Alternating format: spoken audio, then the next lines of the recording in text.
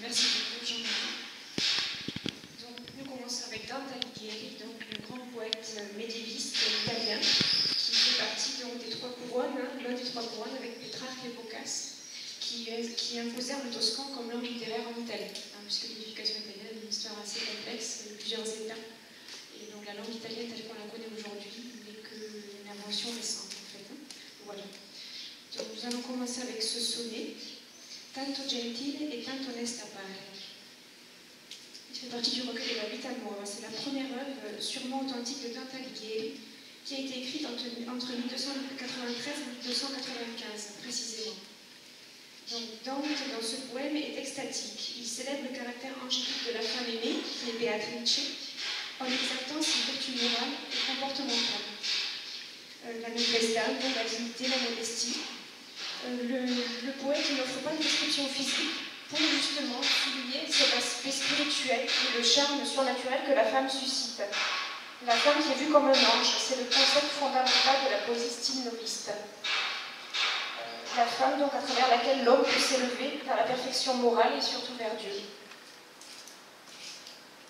Tanto gentile e tanto onesta pare, la donna mia, quand'ella altro mi saluta, ogni lingua diven tremando muta, e gli occhi non ardiscono di guardare.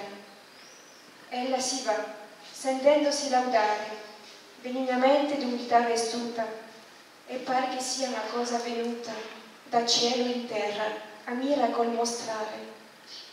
Mostrasi sì piacente a chi la mira, che dà per gli occhi una dolcezza al cuore, che intender non la può chi non la prova. E par che della sua labbia si muova un spirito soave, pien d'amore, che va dicendo all'anima sospira. Voilà pour ce premier poème de Dante Alighieri. Nous passons maintenant à Giacomo Leopardi. Nous avons choisi avec Jean-Marie dans le poème Alla Luna. C'est extrait du recueil des canti, les chants, composé à Recanati. C'est situé dans les marches près de la ville d'Ancona, en Italie. Et probablement, ce poème a été composé en 1820. C'est assez significatif du travail de Leopardi, car nous trouvons ici un thème très fréquent de sa poésie, le souvenir. Le titre original de cette poésie était d'ailleurs Le souvenir. C'est évidemment Giacomo Leopardi, le poète de la mélancolie. Donc la lune est ici l'amie intime du poète et une confidente silencieuse. Le poète retourne sur le mont Tabor, c'est au sud de Recanati, pour admirer l'astre. Donc ce poème peut se diviser en deux parties, une première partie narrative et une deuxième théorico-philosophique où il est question du souvenir. Oh graziosa luna, io mi rammento che ora volge l'anno sopra questo colle, io venia piena d'angoscia a rimirarti, e tu pendevi allora su quella selva, siccome ora fai che tu te la rischiavi. Ma nebuloso e tremulo dal pianto, che mi sorgea sul ciglio, alle mie luci, il tuo volto apparia, che travagliosa era la mia vita, ed ne cangia stile, o mia diletta luna, eppur mi giova la ricordanza e il noverar l'etate del mio dolore. Oh, come grato cuore nel tempo giovanile, quando ancor lungo la speme breve alla memoria ricorso, il rimembrar delle passate cose, ancor che triste, e che la fanno duri.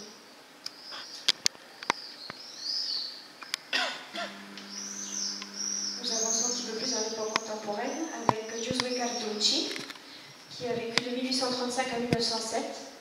Et cette poésie, qui s'appelle Pianto Antico, est donc dédiée à son fils Dante, qui est décédé donc à l'âge de 3 ans, le 9 novembre 1870. C'est ici la 42e composition du recueil des Rime Nuove, qui ont été publiées en 1887. Pianto Antico, donc Antico, déjà le choix de l'adjectif antique souligne ici la valeur universelle de ce poème, les pleurs des pères face à la perte d'un fils. Le poème est simple et essentiel. Il développe la réflexion sur le rapport entre la vie et la mort, qui est développée ici par l'antithèse entre les images claires et lumineuses, la luce et le calore, propres à la vie, et puis les motifs obscurs et désolés qui rappellent la mort. Nous nous trouvons ici face à 4 strophes. On prévoit l'aspect vital dans les 2 premières. La première évoque donc le fils en vie qui tendait sa petite main sur l'arbre pour cueillir la fleur du grenadier, couleur rouge vif. La deuxième strophe parle du jardin silencieux et solitaire où tout est fleuri, car c'est le mois de juin, avec la lumière et la couleur du soleil, qui est nourriture pour les plantes. Et dans la troisième strophe, le poète se compare à une plante inutile, sans eau, car sa fleur unique est morte et ne pourra plus repartir. Dans la dernière strophe, le poète pense à la condition de son fils, qui se trouve dans la terre sombre et froide, où il ne peut plus ressentir de sentiment d'amour, mettant ainsi en exergue la mort comme conclusion extrême et définitive. Donc la métaphore ici, c'est l'enfant qui est comme une fleur pour le père. Pianto antico.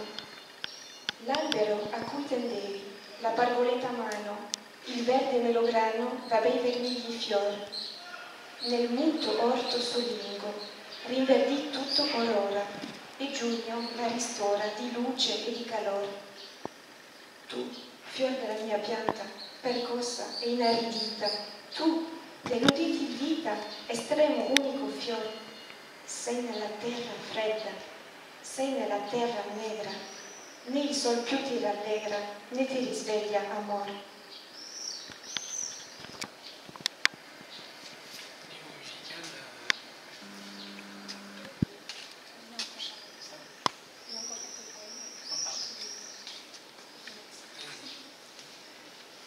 Donc nous voyageons maintenant avec Danum, ce qui nous amène à Ferrare, en Émilie-Romagne.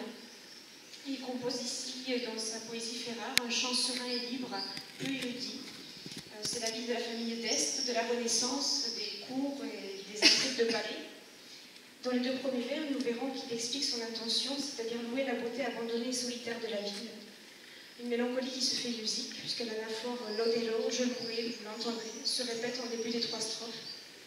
La ville est transfigurée, on dirait le visage triste d'une femme. Dans la 2e strophe, la ville rappelle encore une femme, mais on ne sait s'il s'agit d'Éléonore d'Este ou de Lucrèce Borgia. Le souvenir de cette femme a le goût de la désillusion. La dernière strophe, enfin, s'adresse aux vastes horizons de Ferrare, avec les larges avenues, les rues droites et solitaires. Il dit dans le poème « grandi come fiumane », c'est-à-dire grandes comme des fleuves. Et cette similitude fluviale se retrouve dans d'autres poésies de Danus. Voilà, c'est un silence cependant qui est chargé d'attente. Sous les pierres nues, dont il parle ici, ce sont les tombes, est encore vive la flamme des femmes ensevelies. La ville est muette, mais pas détruite, muette mais à l'écoute, en attente d'une gloire retrouvée.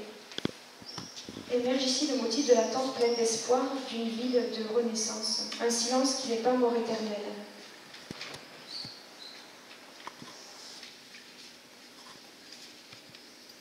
Ferrara. O deserta bellezza di Ferrara, ti loderò come si loda il volto di colei che sul nostro cuore si inclina, per aver pace di sue felicità lontane, e loderò la chiara sfera d'aria ed acque, ove si chiude la mia malinconia divina musicalmente, e loderò quella che più mi piacque, più delle altre, delle donne morte, e il tenue riso onde ella mi delude, e l'alta immagine ond'io mi consolo nella mia mente. Loderò i tuoi chiostri ove tacque l'uman dolore avvolto nelle lame, placide e canto lusignolo, e profurente. Loderò le tue vie piane, grandi come fiumane, che conducono all'infinito, chi va solo col suo pensiero ardente, e quel loro silenzio ove stanno in ascolto, e quel loro silenzio con le porte, che sembrano voler ascoltare tutte le porte, se il favo oculo batte sull'incude, e il sole di voluttà che sta sepolto sotto le pietre nude con la tua sorte.